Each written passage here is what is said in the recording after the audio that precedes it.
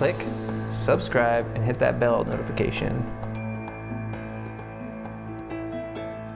2 Samuel 21. 2 Samuel 20 was generally the end of the book of 2 Samuel. The story kind of ends there with David dealing with Sheba and his rebellion. And now chapters 21 through 24 is going to be an appendix. There's just going to be random stories about this time on this place with these people. And so we're going to go all the way back and remember Saul and David. When Saul was king and David was running for his life, some things happened. And so we're going to read about what Saul did and the consequences of that 40 years later. Saul did something really bad. David is now king, and David has to manage it. So in verse 1, it says, there was a famine in the days of David for 3 years, year after year.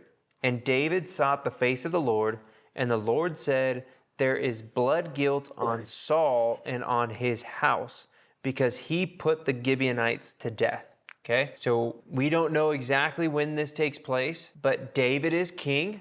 And for 3 years in a row, there is a famine. How does a famine happen in this time and age? What would it look like for a society to be living through a famine? Farming, food, there's no growing. Why wouldn't it grow? Barren land, okay? There's a drought. What is a drought? So there's a lack of water. It's not raining. They can't get resources to water the land. And another thing that can happen too is blight, so disease on the plants.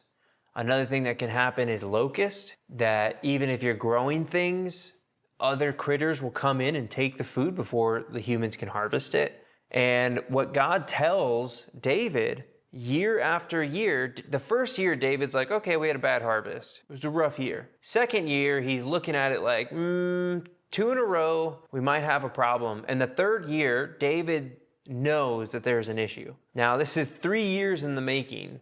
Imagine being laid off from work and only working, instead of 40 hours a week, only 15 hours a week for 3 years. You can get a little bit here and a little bit there, but you have nothing of real substance. So you're really struggling. Now imagine everybody is only getting 15 hours a week. Almost nobody has work and nobody has food. It's the Great Depression in what we see in our day and age. So 3 years of famine. David, as the leader, is responsible to find a solution. Now, this is the difficult part of leadership. David is not in control of these things, but David is responsible. So what is his response? He seeks the Lord's face. Now, what that means is he really is inquiring to the presence of God. When you seek somebody's face, you're seeking their counsel, you're seeking their grace, you're seeking their help. When we talk about church, we don't really seek God's face. We kind of just show up and hang out and read the Bible and sing some songs. There's a different thrust. If you were to be diagnosed with cancer, or if a loved one of yours would be diagnosed with cancer, you would be in a moment of pressure that now you are seeking the Lord's face.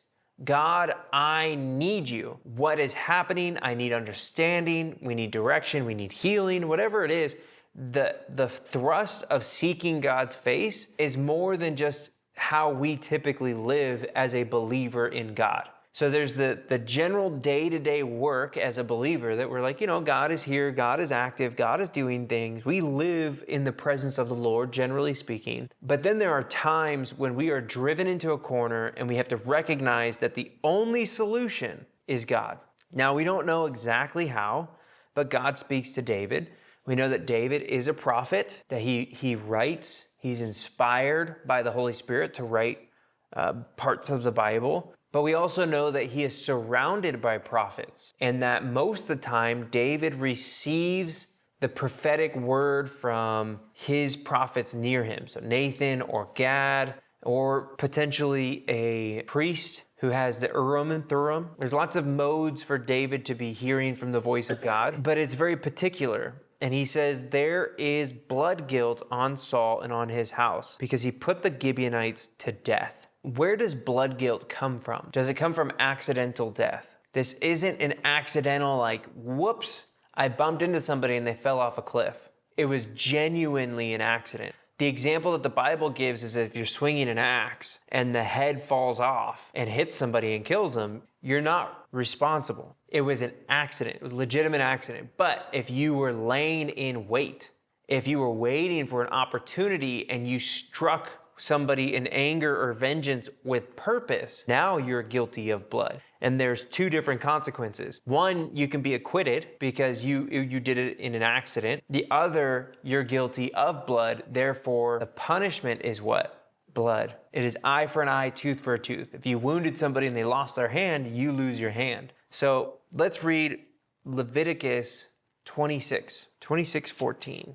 So in chapter 26, this is God speaking to the Israelites, and he says, if you obey me, I will bless you. If you disobey me, I will punish you.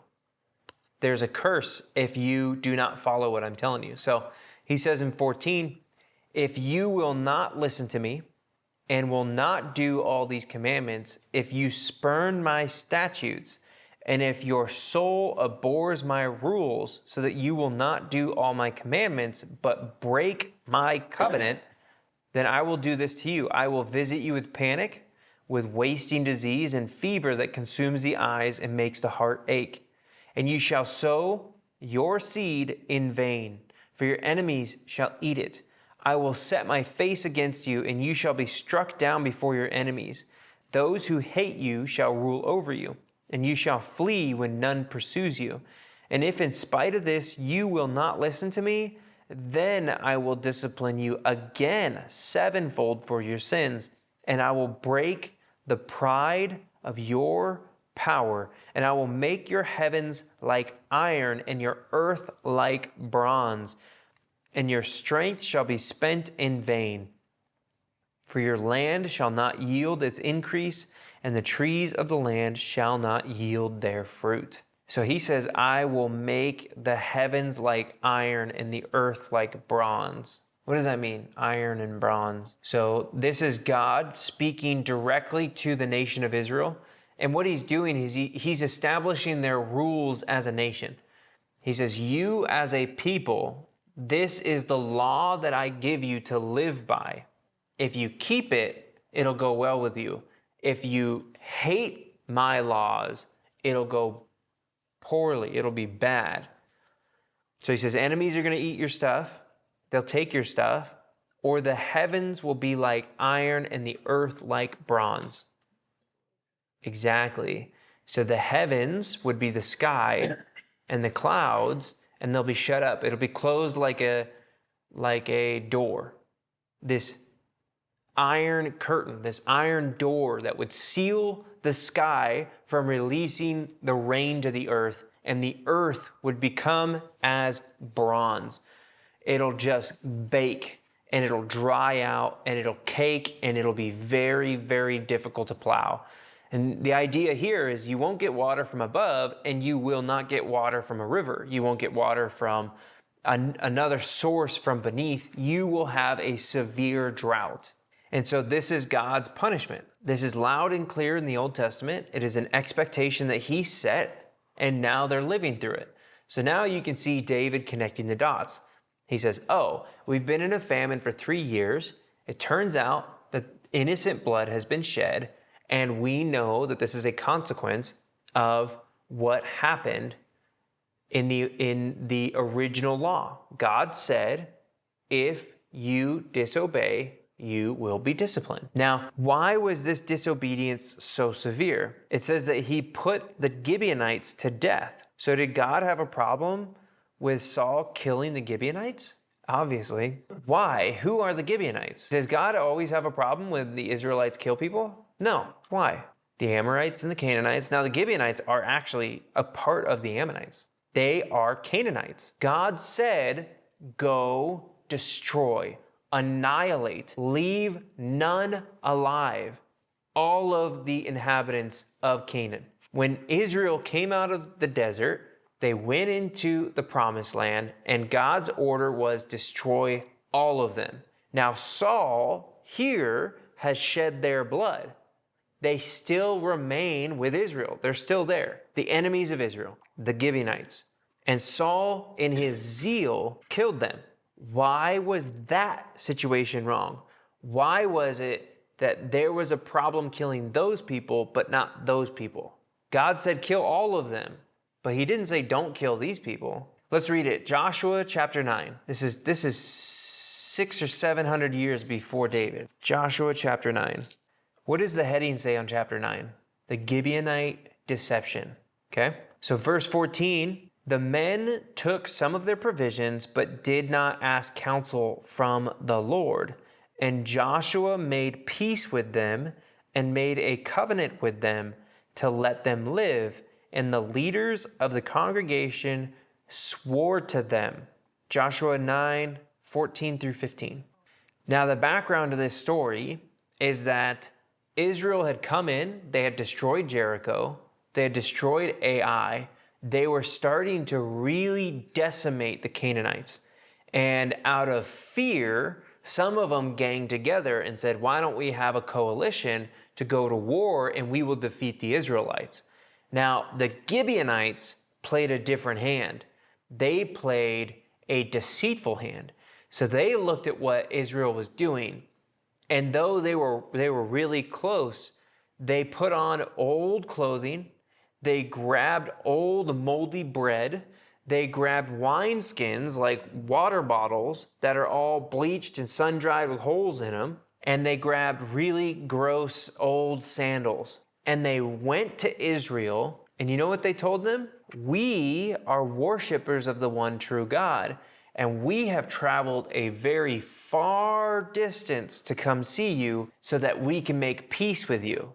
So though the Gibeonites were really close, they acted like they came on a very far journey. And then they said, we want to be like you. We want to be a part of Israel. And that's where we read in verse 14 that the men took their provisions but did not ask counsel from the Lord. So they took the Gibeonites at their word. The Gibeonites brought them resources saying like, hey, we're blessing you because we're on the same team, right? You're team blue, we're team blue. And they didn't ask God what to do. They made a covenant with the Gibeonites. It says, verse 15, Joshua made peace with them and made a covenant with them to let them live. And the leaders of the congregation, they swore an oath. So all of Israel swore an oath to the Gibeonites saying, we will not kill you. They come back later and they're like, okay, we didn't say we wouldn't punish you for this. So like now you have to cut our wood and you have to cut our rocks and you have to bring us water. And they turned them into slaves. But the Gibeonites are fine with that. They're like, oh yeah, no problem. We'll cut your wood. Just don't kill us. Don't annihilate us. So Joshua and Israel, 700 years before David, swore an oath to the Gibeonites. They struck a covenant with the Gibeonites, saying that we will not kill you. Israel will not destroy the Gibeonites. Now, fast forward back to where we are, and Saul comes in, and what does he do? He kills the Gibeonites. Was God happy with this? No. There's famine in the land. This was God's sign. This was him saying, hey, something happened, and we need to right the wrong. What was God concerned about in the killing of the Gibeonites? Was he concerned about the Gibeonites? He was not concerned about the Gibeonites. He was concerned with the covenant. What does that mean? God is concerned with the covenant. What was it? They promised. And God doesn't like them breaking their promise. He takes it very seriously. There's a whole chapter in Leviticus on vows. God says, if you swear an oath, I'm going to hold you to it. Here's the rules. If you do this type of vow, I'm going to hold you to it. If you do this, I'm going to hold you to it. Now, it's interesting. God instills authority. This is a side note. God instills authority. And he says, if a woman swears a vow without her husband or her father being there, there is a grace period where the vow can be broken so that she, as a person under the authority of whoever the male figure is, can be released of the vow if the husband or the father says, no, it was a bad vow. We're not gonna hold to that. But if she swears a vow and they hear it and don't protest it, then the vow holds secure and God will hold them to it. This goes to paying your debts. This goes to swearing a vow to the Lord or holding a covenant. So God is very much concerned with covenants, being a covenant keeper. Why do you think he is so adamant about being a covenant keeper? Because that's God's character. He says, if I swear an oath, I will hold myself to it. If I swear by my name, I will not break my covenant with you. It is his promise. It is in his nature, and he cannot break covenants. So now, as God's people, when they break a covenant, he says, hold on, I am reflected in your actions. You are a representation of me. And when you break a covenant, you make me look faithless. You make me look like a covenant breaker. And so he disciplines them very strictly. Jesus even encourages this in the New Testament. He says so far as to say, don't even swear an oath. Don't make a covenant. If you said yes, you are liable to fulfill your yes. And if you say no, then you are liable to fulfill your no. We strike a covenant as a contract. There is rules, there's binding agreements, there's signatures, and there's notaries. Jesus takes it so far as to say, if your words said it, your name is applied to it, and you should take responsibility for it. Your yes means yes, and your no means no, because that is your word, and that is a representation of God. So now David is facing this situation because Saul put the Gibeonites to death. Verse 2, so the king called the Gibeonites and spoke to them. Now, in verse 1, who does David talk to? He talks to the Lord. In verse 2, who does he talk to? The Gibeonites. Okay, very important distinction here. Now, 2 Samuel 21. Now, the Gibeonites were not of the people of Israel, but of the remnant of the Amorites. Although the people of Israel had sworn to spare them, Saul had sought to strike them down in his zeal for the people of Israel and Judah. And David said to the Gibeonites, what shall I do for you? And how shall I make atonement that you may bless the heritage of the Lord? Now it says that Saul's actions were taken in zeal. What does that mean? Saul did it with the right intentions, right? But intentions don't always matter. Actions matter more than intentions. So Saul had the best of intentions. He was like, I'm gonna go out and I'm gonna deliver Israel from their enemies, and I'm gonna help out Judah, and I'm gonna do wonderful things in the name of the Lord. And what he ended up doing was breaking the covenant and suffering great consequence. So David goes to the Gibeonites and he says, what shall I do? And he uses this really, really awesome word.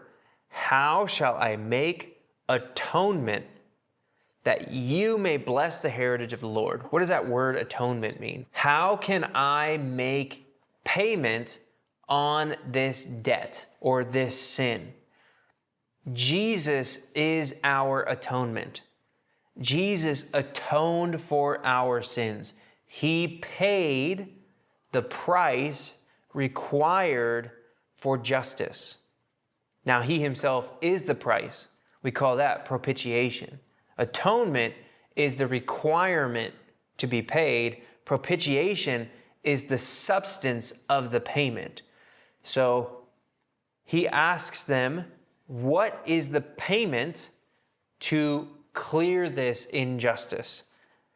And they respond. Verse 4, the Gibeonites said to him, it is not a matter of silver or gold between us and Saul or his house, neither is it for us to put any man to death in Israel. He said, "What do you say that I shall do for you?" They said to the king, "The man who consumed us and planned to destroy us so that we should have no place in all the territory of Israel, let 7 of his sons be given to us, so that we may hang them before the Lord at Gibeah of Saul, the chosen of the Lord." And the king said, "I will give them." Now, verse 4 kind of reads weird. It reads as if they're saying there's no payment required for the house of Saul. And then in verse 5 it says, "Give us Saul's kids as payment." So what they're saying is the matter of silver or gold, right? There's no payment that can be made either from you, the Israelites, or Saul's house. There is no propitiation of money. There must be propitiation of blood. So they say in verse 5, "We will destroy the one who tried to destroy us. We want 7 of his sons." Why 7? When we read Leviticus, God said, "I will discipline you, and if you don't listen," he says, "I will avenge 7-fold. I will punish you 7 times more than I already did." And he uses this sequence in Leviticus 26. The first time he says, "I'm going to do this thing." Now, if I have to progress to the next level of punishment, it will increase by 7. And here, the punishment was one man, we don't know how many. He killed, he tried to annihilate an entire group of people, right? Genocide. It was a genocidal act against the Gibeonites. So if we were trying to enumerate, it was 700,000 people that he killed, or 7,000 people, multiply that by 7, but that's not the inference. The inference is one man sinned, and 7-fold would be punishing him 7 times. That'd be 7 of his kids, right? Just kind of reasoning through it. That's not what the text says, but those are just some things that we can infer, okay? So verse 6, David hears this, and what does he say? "I'll pay the price." There's nothing here that says that what is happening here is actually in God's desire. There's nothing here that tells us that this is actually a good thing that God desired the Gibeonites to do or David to do. And that's why it's important to recognize that at first, when he couldn't understand the problem, David sought the Lord, and the Lord told him the problem. Then he went to the Gibeonites with the problem, seeking what? A solution. He should have turned back to the Lord. He should have gone back to God to find the solution. Because what we're finding here is David is going to allow these men to be hanged. And it's an oddity. It's a strange occurrence. It's technically legal. It's technically a lawful claim of the Gibeonites saying we need payment of blood, right? Because it was innocent blood shed with premeditation, but it's not really righteousness. I don't look at this and say, "Oh, that was the right decision," right? Good job, David. We look at this and we're like, it's kind of. I mean, it's like Saul sinned, and now his sons 40 years later are going to get killed. I don't know if that's real justice, right? But recognize God never said that this is the thing to do. And in fact, the solution is not going to come till later when David honors the dead. When they die, it's not like the heavens open up and that was the thing. God's well pleased with it. It's actually going to take a couple months before the rains will come. And some things are going to happen in between. Now, verse 7.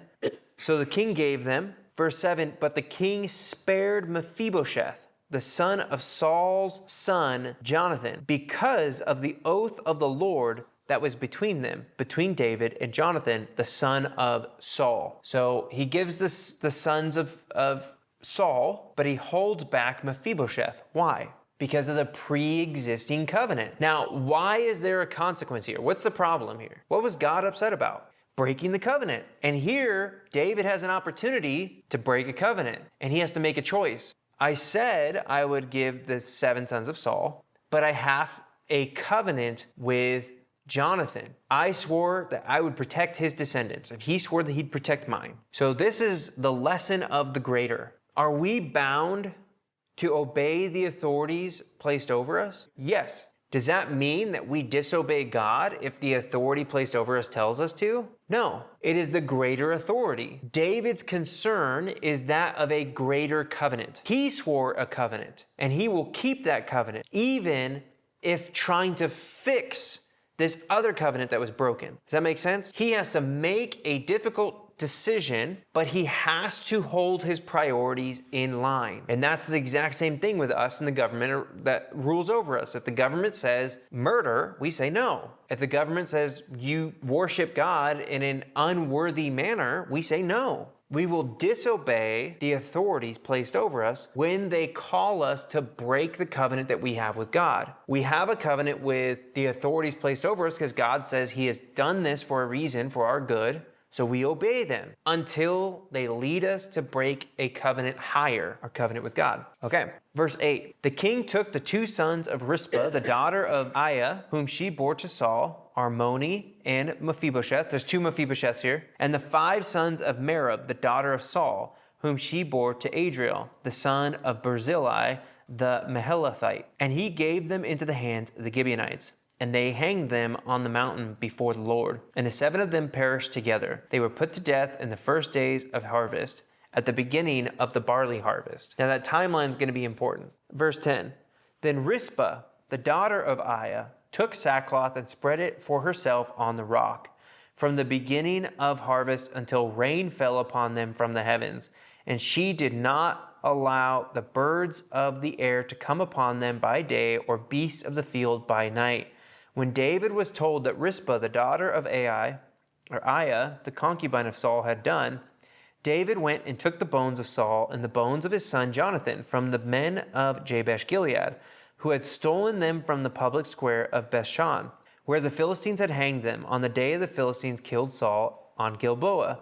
And he brought up from there the bones of Saul and the bones of his son Jonathan, and they gathered the bones of those who were hanged. And they buried the bones of Saul and his son Jonathan in the land of Benjamin in Zelah, in the tomb of Kish his father. And they did all that the king commanded. And after that, God responded to the plea for the land.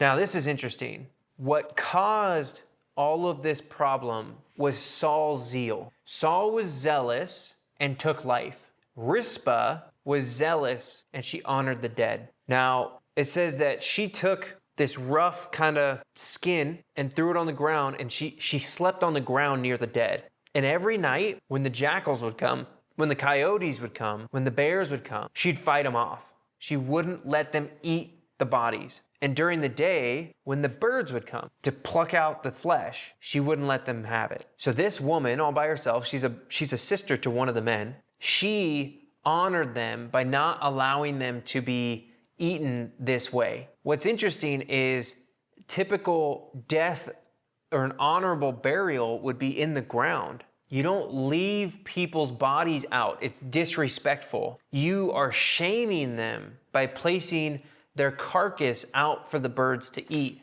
It's a form of a curse. God says, if you disobey me, the birds will eat your flesh. The dogs will eat your flesh. It carries the idea of being dishonored and disregarded by society and God. And so the Gibeonites hung them and then left them there. They wanted them to be dishonored and disgraced. And this woman did not allow that to happen, so far as she could do it. Her zeal brought a response from the king. What was the king's response? To go retrieve Saul's bones and Jonathan's bones. Why is that important? They were already buried. If we remember the story, Saul and Jonathan were killed, taken by the Philistines, and hung on a wall. And the men of Jabesh Gilead, who were rescued by Saul, they had a very close attachment to him. Remember, they were going to lose their right eye and their right thumb?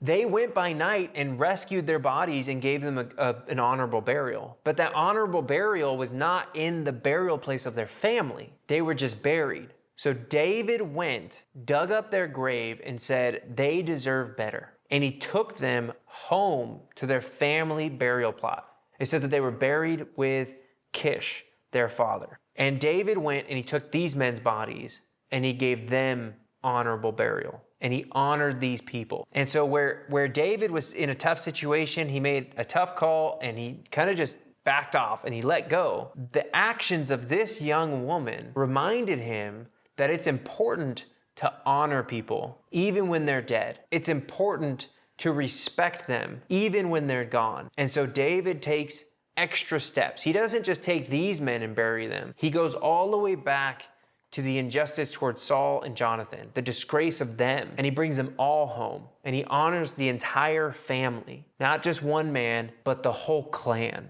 And he buries them. Now, verse 14, after that, God responded to the plea for the land. That's when he said, okay, justice has been served. You've learned your lesson. I'm going to give the rain. Until that time, Rizpah stayed out there because it didn't rain. So from this harvest to this harvest, it had to have been a couple months that this lady lived outside, just getting sunburned. Hopefully people were taking care of her, giving her food and water, all alone potentially. That's courage. And for a woman in this culture, that is extreme courage. I wouldn't do that. Would you go spend months outside in the middle of nowhere, surrounded by your enemies? No, let alone if you're a woman, right? She had some means of self-protection. We're gonna switch gears a little bit. We're gonna go to David's men. This is part 1. So we're gonna get through this and it's gonna talk about later on, like all 30 of David's dudes, like what they did, killing thousands of people. This is just kind of thrown in here, and this is talking about giants. So let's read this, verse 15. There was a war again between the Philistines and Israel. So the flashback, David went down together with his servants and they fought against the Philistines. And David grew weary. And Ishbi-Benob, one of the descendants of the giants, whose spear weighed 300 shekels of bronze, who was armed with a new sword, thought to kill David. But Abishai, the son of Zeruiah, came to his aid and attacked the Philistine and killed him.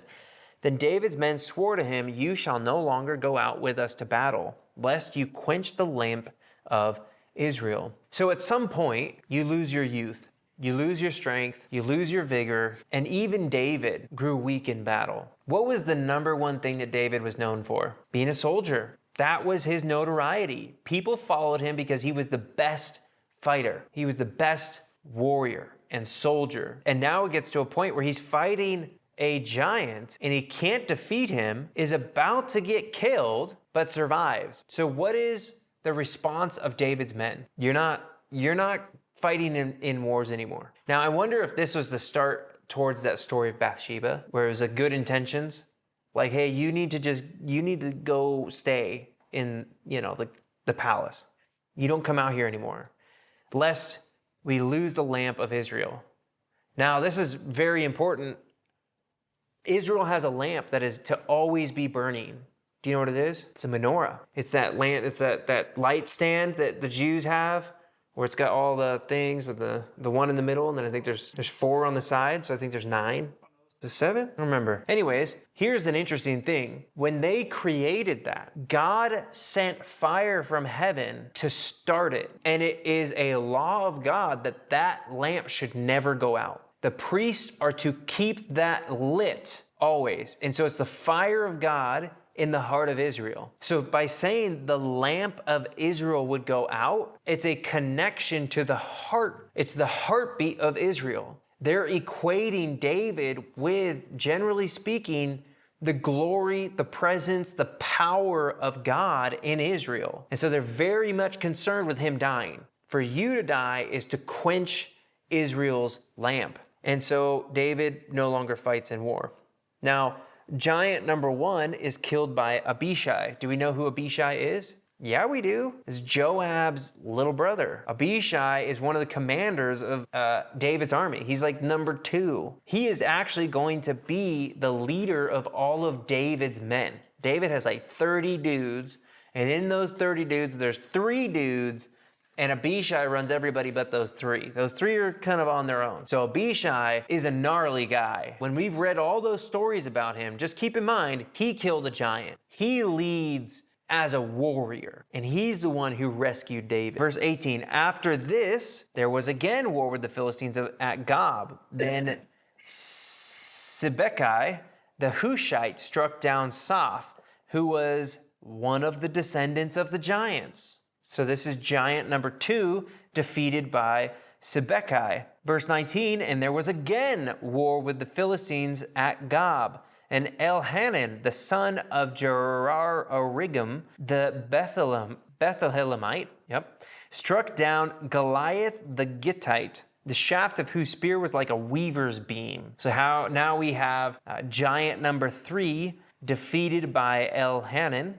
Verse 20, and there was again war at Gath, where there was a man of great stature who had 6 fingers on each hand and 6 toes on each foot, 24 in number. And he also was descended from the giants.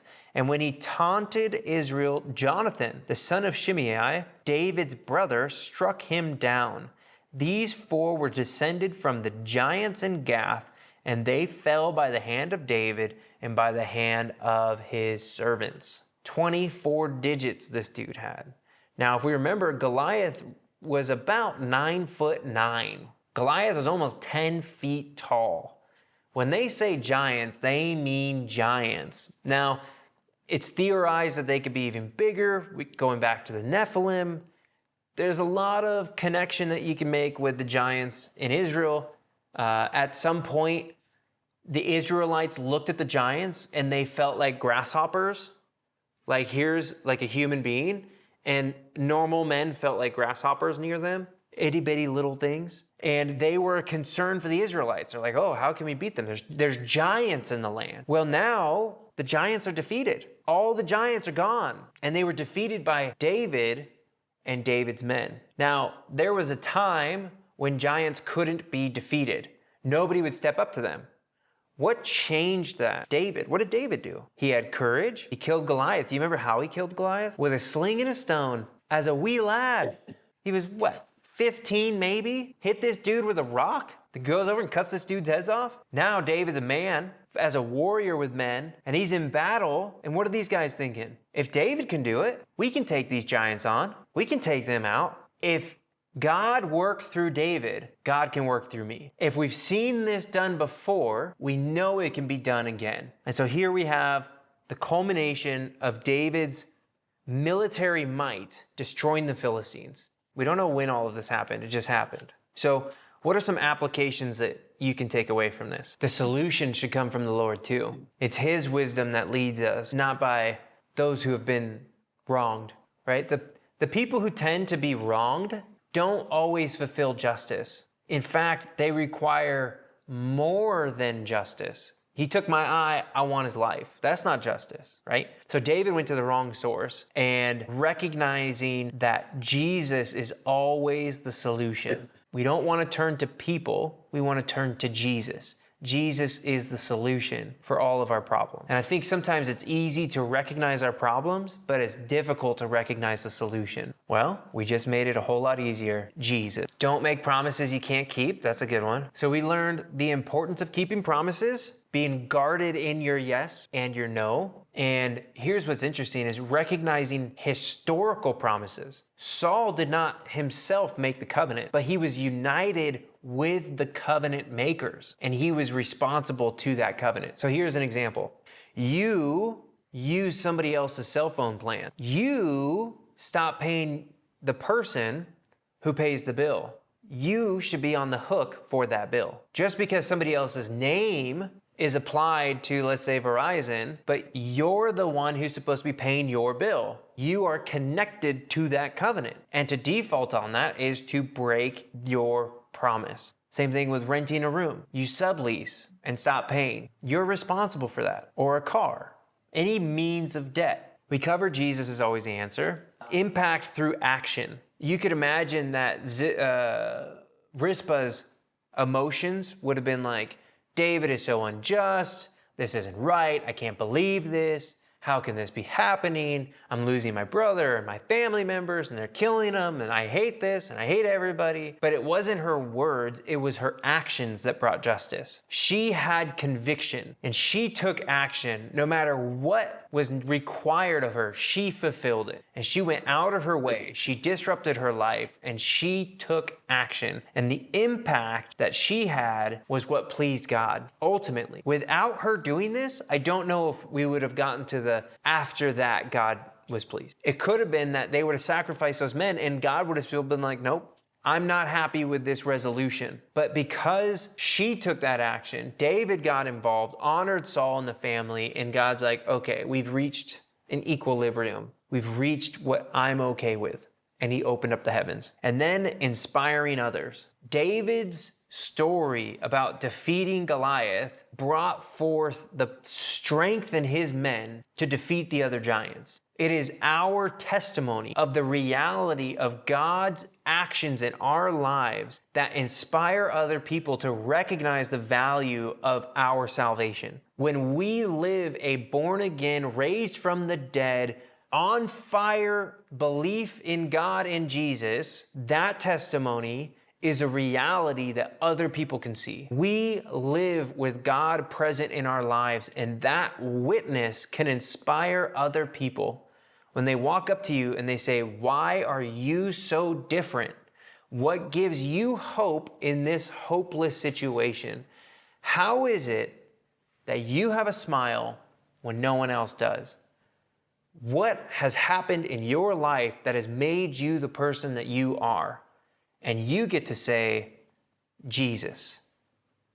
He changed me. I am His. He owns me.